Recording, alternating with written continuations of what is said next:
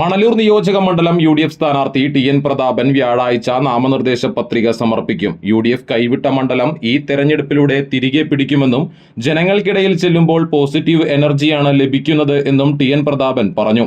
വോട്ടഭ്യർത്ഥിച്ച് മുല്ലശ്ശേരിയിലെ വ്യാപാര സ്ഥാപനങ്ങൾ, hospital, Mullassery block കാര്യാലയം എന്നിവിടങ്ങൾ സന്ദർശിക്കുന്ന വേളയിൽ പ്രൈം TVയോട് പ്രതികരിക്കുകയായിരുന്നു അദ്ദേഹം. വളരെ സന്തോഷത്തോടു കൂടി നാളെ 12 മണിക്ക് ശേഷം നാമനിർദ്ദേശ പത്രിക സമർപ്പിക്കാൻ വേണ്ടി പോവാണ്. ഇപ്പോൾ ആളുകൾ എല്ലാവരെയും കണ്ട് അവരുടെ കയ്യിൽ നിന്ന് അനുഗ്രഹവും സമ്മതവും വാങ്ങുന്ന ഒരു ലളിതമായ ഇൻട്രാക്ഷനാണ് നടത്തിക്കൊണ്ടിരിക്കുന്നത്. ഭയങ്കര ആളുകളുടെ ഭയങ്കര പോസിറ്റീവായൊരു പിന്നെ സപ്പോർട്ടാണ്. എവിടെ ചെന്നാലും ഭയങ്കര പോസിറ്റീവായ സപ്പോർട്ടാണ്.